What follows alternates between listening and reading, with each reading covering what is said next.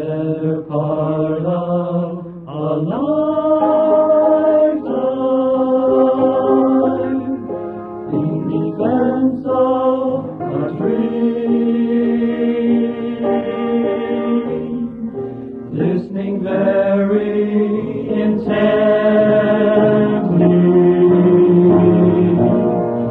to the latter-day theme, watching every horizon,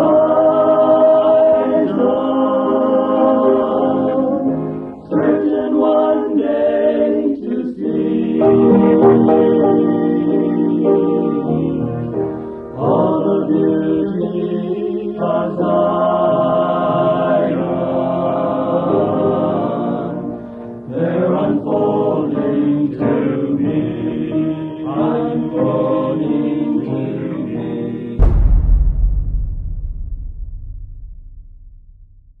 In the early days, we were much younger, of course, and I remember thinking that I wanted to use my life more for the Lord, and we had a spirit of revival in the Valley Branch and throughout California where we were fasting and praying. And I remember one fasting and prayer service when your husband, Dennis, said, Lord, let us be used more and let us have a more fruitful life where we're giving to the church and working among the Native Americans and different people.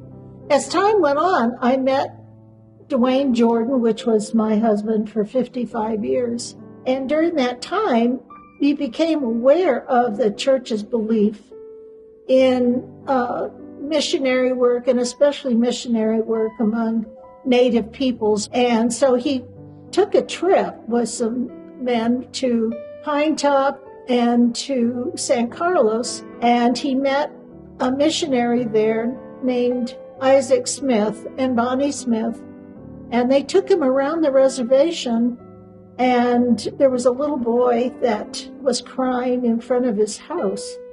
Dwayne went up to this little boy and asked him what was wrong, and he said, I don't have anything I can wear to church. And they found a shirt in the car, and they put it on this little boy and took him to church along with his mother. That experience, along with what he saw in San Carlos and Pine Top, had a profound effect on him. We went into fasting and prayer as to what our next steps would be. And we did have a contact in the Window Rock area. The Window Rock is the capital of the Navajo Nation. Dennis Calabrese and I volunteered to come out here on kind of an exploratory trip. So we came out, spent a week, nothing. There was no openings, nothing seemed to open up for us. So we went into fasting and prayer, and we decided that we would fast and pray for as long as it took until such time as we had to leave. Well, on the third day of fasting and praying, we met two Navajo men from Red Lake. At that time, we presented a proposal for setting up a demonstration farm. They approved the project, and they leased us 10 acres to do it. So it was at that time that the Lord began to plant within us an inspiration for how He wanted this work to proceed, a model, if you will, to follow. We had been inspired by some of the men in the Book of Mormon. In particular, it was a story of the sons of Messiah. And in that story, it talks about the fact that when Ammon went to the king there among the Lamanites, and the king asked him, "What are you doing here?" You know, he was a Nephite, and he was going to the Lamanites, who at that time were enemies of theirs. And he said that, I just want to be your servant. And I said, well, how long do you plan to stay? And he said, perhaps until the day I die. And we felt that that's how we wanted to go. That attitude of service to prove that we loved them and that we were here to help before we began to get too much into the faith and doctrine of the church. We knew that we had to earn trust.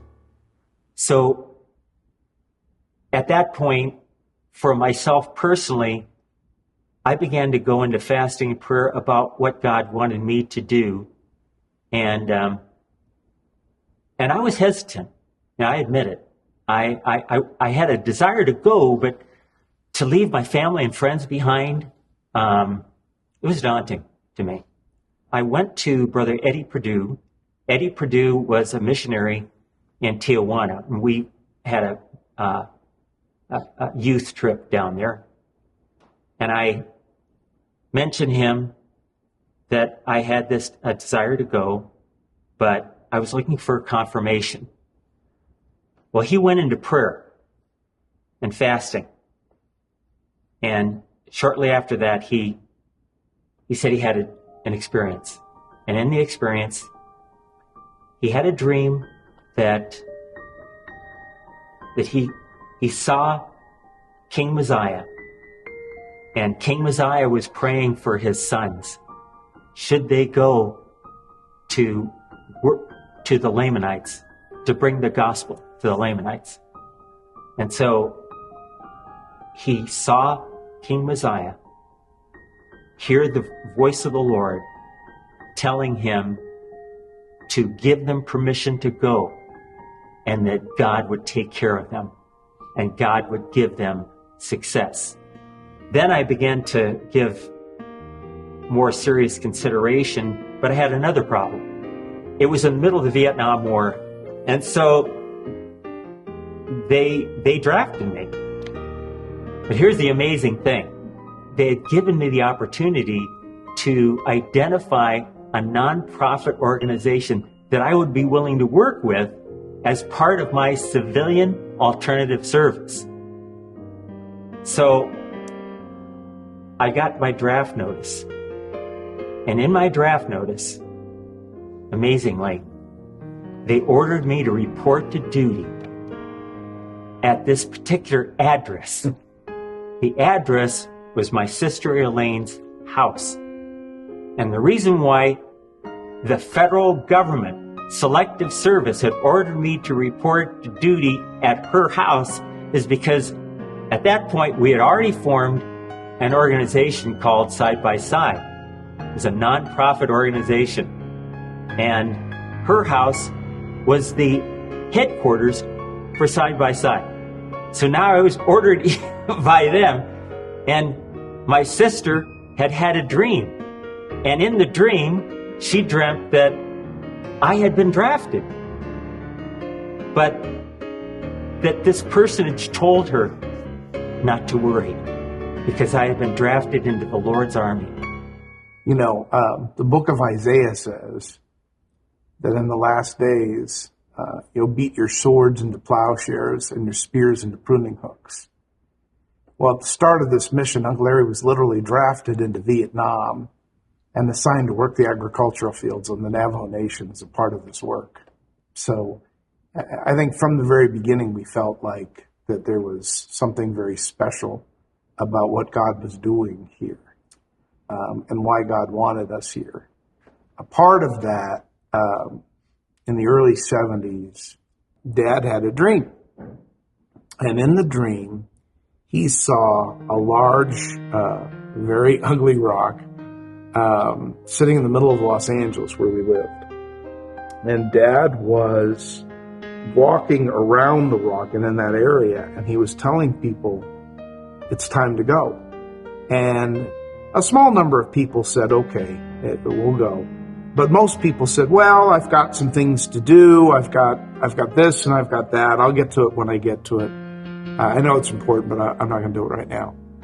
And so after a while of this, Dad received the message that it was time to go. And he did, and that was the end of the dream. Well, when they got here and they went to Red Lake, a place my father had never been to before, he saw that rock right in the middle of Red Lake in Navajo, overlooking the farm that we were going to be working. Many years later, we visited another member of the church by the name of Jim Moore. We were in his house, and Jim Moore had a painting in his house. And the painting was a painting of a valley. But in the middle of the valley was a painting of Frog Rock, which he had seen in a dream. But he'd never been to the reservation either. And after he had the dream, he described it in detail to a painter. And the painter painted from his description the valley that he saw. And when I saw it, my sister and I were together, and I got chills because I knew that rock. It was a very clear representation of Frog Rock. And I said, Dad, you got to come here. And we looked, and Jim said, oh yes, the Lord gave me a dream of a valley of peace. And I saw that rock in my dream. And it was Frog Rock. Years later, Jim Moore would visit here, and he saw Frog Rock, and he said that was the rock of his dream. So, the message, I think, of all of this, in particular, Dad's original vision in seeing Frog Rock here, was that the Lord had directed us to come here. And in particular, we had been directed to begin the work in Red Lake. And to work the land in Red Lake, and that was all under God's direct inspiration. They say that old bones will flourish.